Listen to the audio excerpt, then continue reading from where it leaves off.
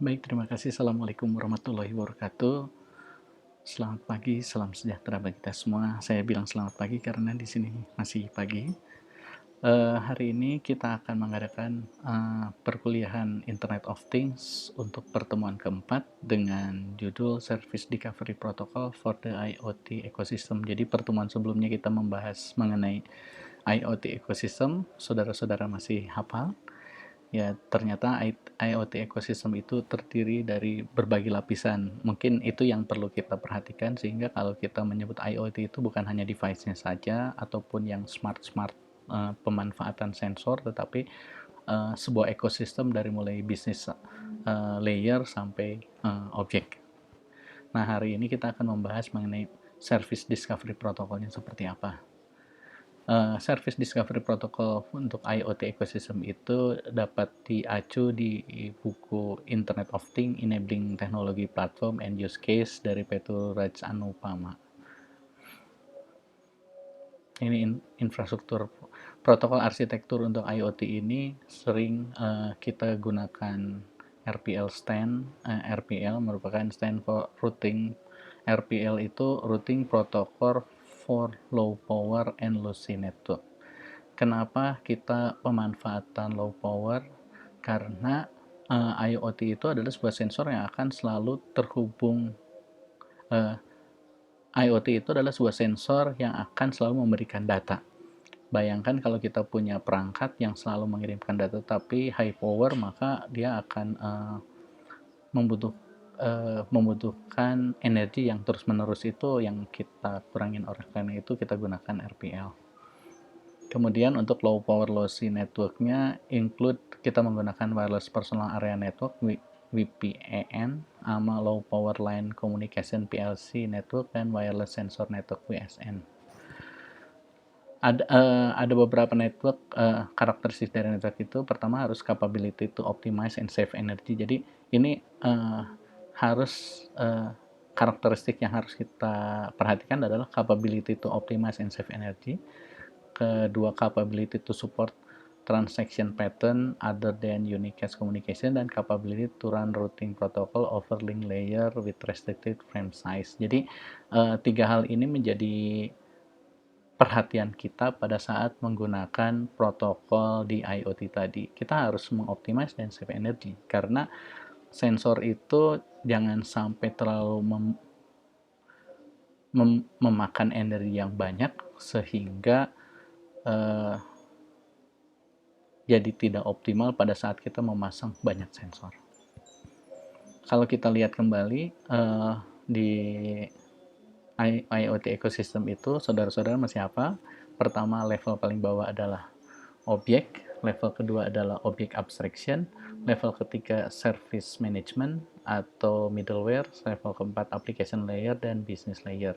Kalau kita lihat di sebelah kanannya ada penjelasan, ada application protocol, kemudian ada yang termasuk application protocol itu adalah application layer, yang ketiga itu service discovery protocol untuk service management, dan object abstraction dan objek itu merupakan infrastruktur protokol. Nah, kategorisasi dari IoT protokol sendiri bisa kita lihat di sebelah di gambar paparan itu. Pertama, untuk infrastruktur protokol itu ada physical atau device layer, ada link layer, network layer, sama routing protocol. Setelah itu naik ke atas service discovery dan application protocol. Jadi kalau kita bicara tentang DDS, COAP itu adalah application protokolnya. Sedangkan untuk service discovery protocol itu ada MDNS dan DNSSD. Sedangkan di infrastruktur tadi yang kita bahas RPL itu ada di routing protocol. Di network layernya ada IP versi 6 dan IP versi 4 dan IP versi 6. Ada SIG-LO VPN dan di link layernya IEEE 802.15.4 dan di physical device layernya LTE, APC Global, IEEE 802.15.4 dan Z-Wave. Jadi kalau kita sedang membahas sebuah protokol, kita bisa tahu ini bahasan protokolnya ada di mana? Di routing protokol kah? Network layer, link layer, physical device, service discovery maupun application protocol. Jadi jangan semuanya dicampur bahwa itu protokol itu satu. Ternyata setiap lapisan itu ada protokolnya masing-masing. Kemudian di ODG control message-nya itu ada serial number-nya, serial 1, 2, 3, 4.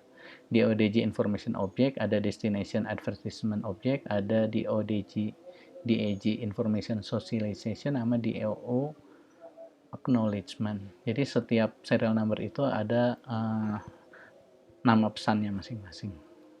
Kemudian dari arsitektur IEEE 802.15.4 itu ada di, kalau kita lihat di physical layer sama di MAC address yang sublayer. Di atasnya di network layer itu ada Berkeley Mode, ada Zigbee, ada Embernet, dan Eton PSR. Baru ada application support layer dan application layer.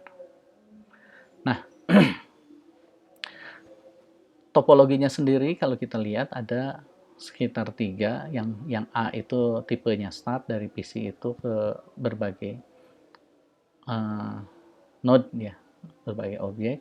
Yang B itu dari PC ke node, dari node dilanjutkan lagi ke ke reduce function terkoneksi ke full function.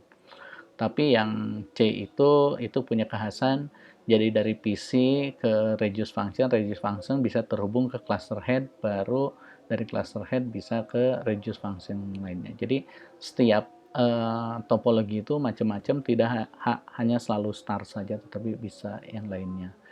Network architecture of 6LoWPAN ini, kalau kita lihat ada dari internet ke server, kemudian dari internet juga ke router, baru ke internet 6LoWPAN atau edge router, baru ke node-node yang ada di bawahnya. Dari router ke router sendiri baru terhubung ke PC. Jadi kalau kita lihat topologinya berbagai macam, tergantung protokolnya apa. Kemudian dari protokol stack dari 6LoWPAN sendiri ada, kalau kita lihat yang paling kiri itu adalah simple OSI model ya. Biasanya ada 7 OSI model, di sini digambarkan hanya 5 saja, dari physical layer, data link layer, network layer, transport layer, sama application layer. Sedangkan di 6LoWPAN stack-nya sendiri yang physical layer-nya sejajar dengan IEEE 802.15.4, sedangkan di data link layer-nya ada 2, jadi IEEE 802.15.4 MAC dan 6LoWPAN. Untuk network layer-nya ada IP versi SIG dan RPL, kemudian di transport layer-nya ada UDP, TCP, dan security, dan application layer-nya HTTP, COAP, MOT, dan WebSocket. Itu barangkali yang bisa saya share untuk yang pertemuan keempat. Terima kasih. Kita akan bertemu lagi penjelasan lebih detailnya di pertemuan berikutnya, atau saudara-saudara dapat menghubungi saya di media komunikasi WhatsApp atau media chatting lainnya, atau kita sediakan forum. Terima kasih. Assalamualaikum warahmatullahi wabarakatuh.